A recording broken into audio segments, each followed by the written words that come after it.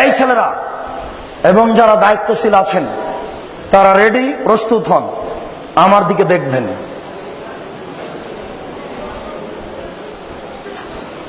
আল্লাহু আকবার বলে সালাতে দাঁড়াতে হবে। হাত দুটি এইভাবে উঠবে। আল্লাহু আকবার বলার পূর্বে দুটি কথা। পেশাব পায়খানার প্রয়োজন থাকলে সেরে আসুন। পেশাব পায়খানার পরে পানি দিয়ে পবিত্রতা অর্জন করুন। পানি না থাকলে ঢেল বা টিস্যু পেপার, আগে ঢেল টিস্যু পেপার পরে পানি, এ কথা মিথ্যে।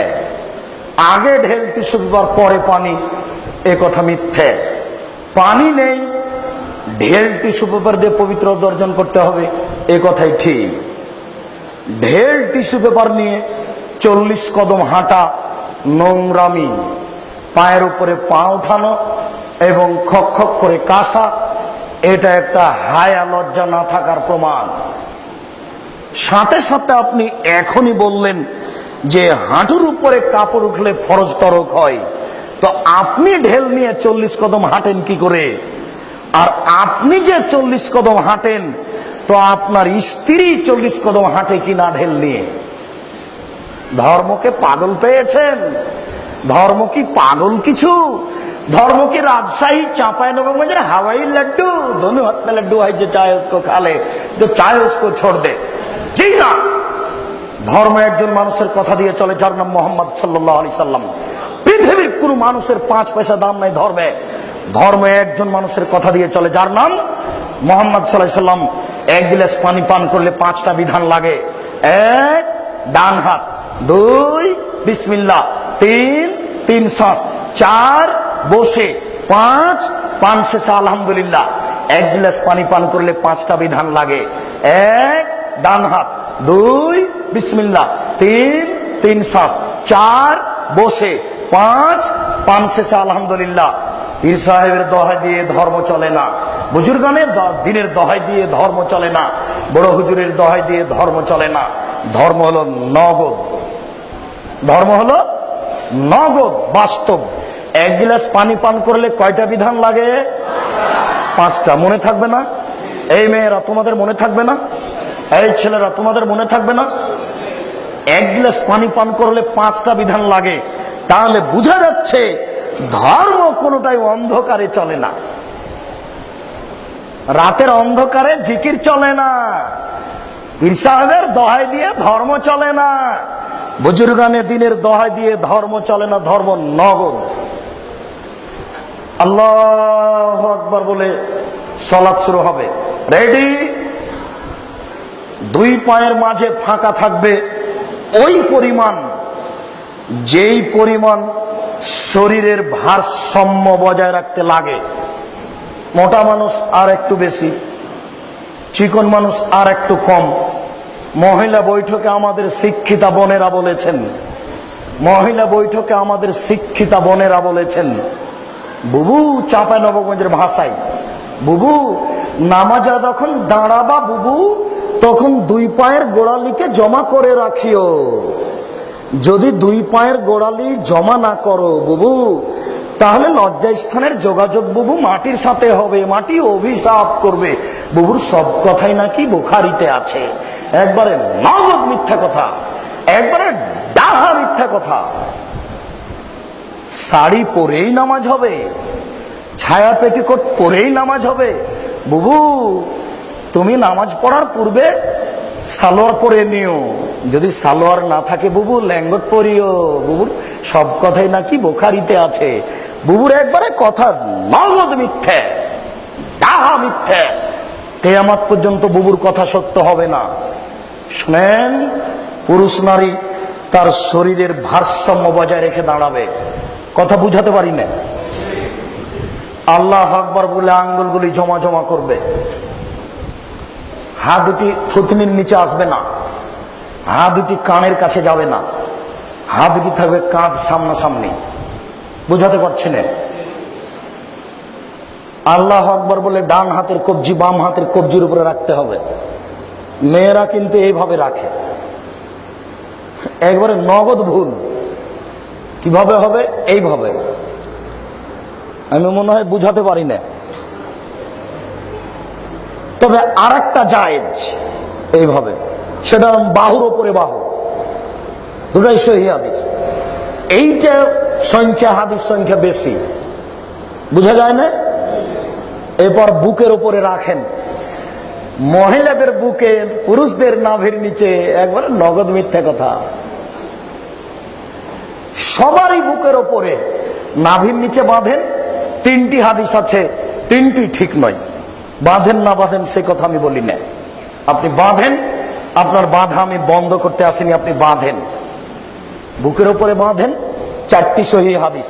নাভির নিচে বাঁধেন, তিনটি জয়ীফ হাদিস। পুরুষ নারী সবই সমান, সবাই বুকের ওপরে বাঁধবে, সবাই নাভির নিচে বাঁধবে। নারী বুকে, পুরুষ নিচে, এই ভাগ কি করে হলো? একবারে নগদ মিথ্যে। বুকে হাত বেঁধে প্রথমে সুবহানাকাল্লাহুম্মা ওয়া বিহামদিকা ওয়া তাবারাকা ইসমুকা ওয়া তাআলা জাদ্দুকা লা ইলাহা গায়রুক চলবে। আল্লাহুম্মা বা'id বাইনি ওয়া বাইনা খাতায়ায়া কামা বা'আতা বাইনাল মাশরিক ওয়াল মাগরিব। আল্লাহুম্মা নাক্কিনি মিনাল খাতায়া কামা ইয়ানাক্কা সাবুল আবিজু মিনাদ দানাস।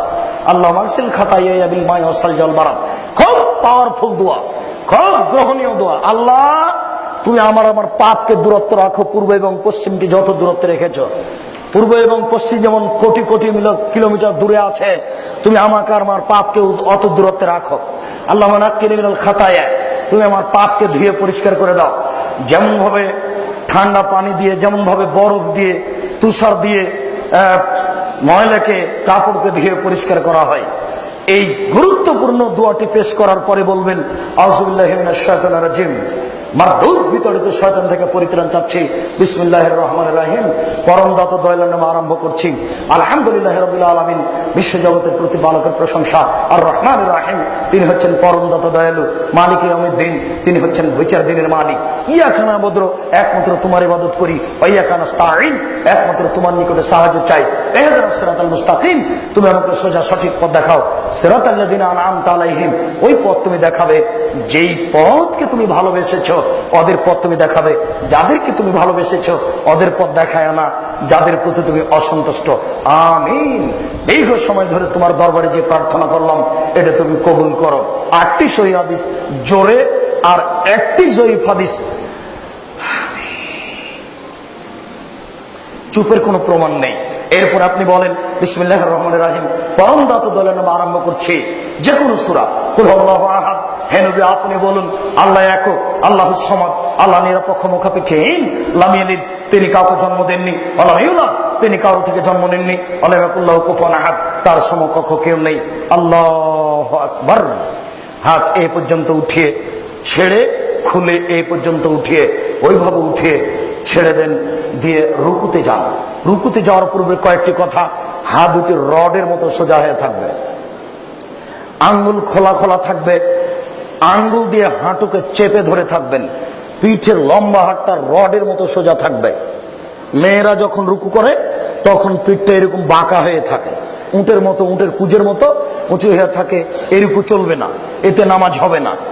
একবারে সোজা রডের মতো থাকবে, মাথা উঁচিও হবে না, মাথা নিচেও হবে না। এই দেখেন, আল্লাহু আকবার। সবাই তো দেখতে পাবেন না, দাঁড়ালে তো সবাই দেখতে পাবেন না। আচ্ছা, শুকরিয়া, জাযাকুমুল্লাহ খায়র। আপনাদের আবেগকে আমি স্বাগতম জানাই। শুকরিয়া, জাযাকুমুল্লাহ খায়র। একবারে পিঠে লম্বা হাতটা একবারে, চুপ। পিঠে লম্বা হাতটা একবারে সোজা হবে, মাথা উঁচুও হবে না, মাথা নিচুও হবে না, একটু 19 বিশালে রুকু হবে না। এরপর আপনি বলেন সুবহানা রাব্বিয়াল আযীম, উঁচু আল্লাহর পবিত্রতা বর্ণনা করি যতবার ইচ্ছে। সুবহানাকা আল্লাহুম্মা রাব্বানা ওয়া বিহামদিকা আল্লাহুম্মা আগফিরলি, প্রশংসা সহকারে তোমার পবিত্রতা বর্ণনা করি, তুমি আমাকে ক্ষমা করো যতবার ইচ্ছে। আরো দোয়া। এবার সিজদায় চলেন। 7 হাড়ের উপরে সিজদা করতে হবে। নাক কপাল 1, 2 হাত 3, 2 হাঁটু 5, 2 পায়ের বৃদ্ধাঙ্গুল 7। আবার শোনেন, নাক আগে যাবে কি কপাল আগে যাবে এই কথা নয়, নাক কপাল একসাথে লেগে থাকবে। যদি কপাল লেগে আছে নাক নেই, সিজদা হবে না।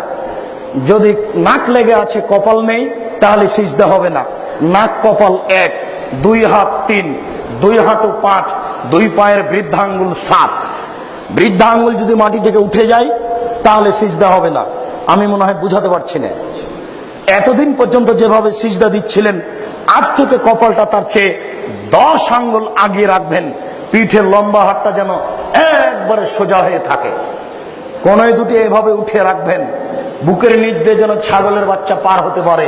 ওই যে চাঁপাইনবাবগঞ্জের শিক্ষিতা বুদ্ধিমতী মহিলা বলেছে, বুবু যখন সিজদা করতে যাবা বুবু, হাতি যেমন মাটিতে পড়ে যায় তেমন মাটিতে পড়ে গিয়ে বুককে উরুর সাথে লাগিয়ে আঁটো সাঁটো হয়ে সিজদা করিও বুবু। যদি বুককে উরু থেকে পৃথক রাখো বুবু, তাহলে স্তন ঝুলন্ত থাকবে বুবু, পর্দার ব্যাঘাত ঘটবে বুবুর। সব কথাই নাকি বুখারীতে আছে, একবারে নগদ মিথ্যে। পুরুষ নারী একই ব্যাপার, যেন ছাগলের বাচ্চা পার হতে পারে বুকের নিচ দিয়ে।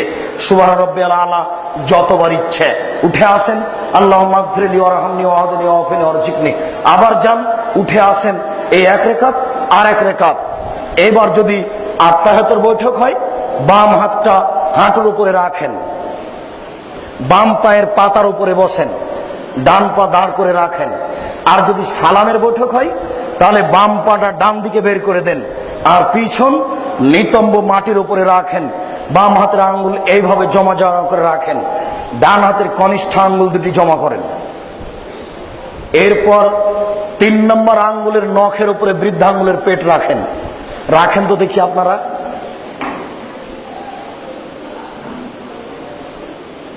জি, এই বৃদ্ধাঙ্গুলের পেটটায় আঙ্গুলের নখের উপরে রাখতে হবে। এরপরে বাস, জাযাকুমুল্লাহ খায়র। এরপরে অবিরাম নড়বে, আত্তাহিয়াতু লিল্লাহি ওয়াস সালাওয়াতু ওয়াত তাইয়্যিবাতু আসসালামু আলাইকা আইয়ুহান নবী। হে আল্লাহ, আল্লাহ অর্থের ইবাদত, শরীরের ইবাদত সব কিছু তোমার জন্য। আসসালামু আলাইকা আইয়ুহান নবী, হে নবী তোমার উপরে শান্তি অবতীর্ণ হোক। আসসালামু আলাইনা ওয়া আলা ইবাদিল্লাহিস সালিহিন, শান্তি সকল মানুষের উপরে হোক। আশহাদু আল্লা ইলাহা ইল্লাল্লাহ, আমি সাক্ষ্য দিচ্ছি আল্লাহ ব্যতীত কোনো মাবুদ নাই।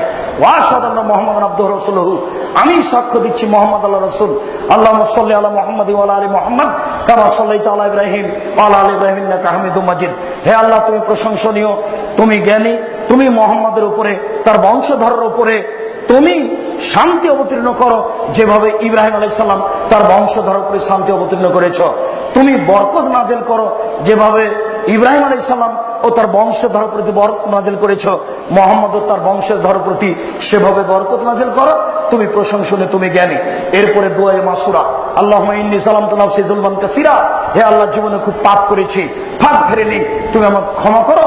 মাগফিরাতাম মিন ইনদিক, ক্ষমা তোমার পক্ষ থেকে হয়ে থাকে। ওয়ারহামনি ইন্নাকা আনতাল গাফুরুর রহিম, তুমি দয়া করো, তুমি ক্ষমা করো। তুমি যদি দয়া না করো, তুমি যদি ক্ষমা না করো, তাহলে কে দয়া করবে, কে ক্ষমা করবে? আল্লাহ আমি নাউযু বিকা মিন আযাবি জাহান্নাম, তোমার কাছে আমি জাহান্নামের শাস্তি থেকে বাঁচতে চাই। ওয়াউযু বিকা মিন আযাবিল কবর, আমি তোমার নিকটে কবরের শাস্তি থেকে বাঁচতে চাই। ওয়াউযু বিকা মিন ফিতনাতিল মাসিহিদ দাজ্জাল, তোমার কাছে আমি দাজ্জালের বিপদ থেকে বাঁচতে চাই। আল্লাহ আমি নাউযু বিকা মিনাল মাসাম ওয়াল মাগরাম, তোমার কাছে বড় পাপ এবং কর্জ থেকে বাঁচতে চাই। ওয়াউযু বিকা মিনাল মাহি ওয়াল মামাত, ইহকাল এবং পরকালের বিপদ থেকে বাঁচতে চাই। একটু এক আত্তাহিয়াতু, 2 দুরুদ, 3 দোয়া মাসুরা, 4 সালাম ফিরার পূর্বে একটু বলে নেবেন, রব্বির হামহুমা কামা রাব্বায়ানি সাগীরা, হে আমার প্রতিপালক, তুমি আমার বাপ মাকে দেখো, বাল্য অবস্থায় আমাকে যেভাবে দেখেছিল। এই 4টা ভুলবেন না, অন্তত এই পর্যন্ত। তারপরে পারলে রব্বানা আতিনা ফিদ দুনিয়া হাসানাতাও ওয়া ফিল আখিরাতি হাসানাতাও ওয়া কিনা আযাবান্নার, অবিরাম আঙ্গুল নড়তে থাকবে। আসসালামু আলাইকুম রাহমাতুল্লাহ, আসসালামু আলাইকুম রাহমাতুল্লাহ, আল্লাহু আকবার, আস্তাগফিরুল্লাহ, আস্তাগফিরুল্লাহ। আর অনেক, অন্তত আয়াতুল কুরসি। আল্লাহ রাসূল বলেছেন, একটা মানুষ যদি ফরজ সালাতের পর আয়াতুল কুরসি পড়ে, জান্নাতে চলে গেছে। ঢোকেনি কেন? মরেনি এই জন্য। সম্মানিত উপস্থিতি, এই পর্যন্ত বলে আপনাদের সকলে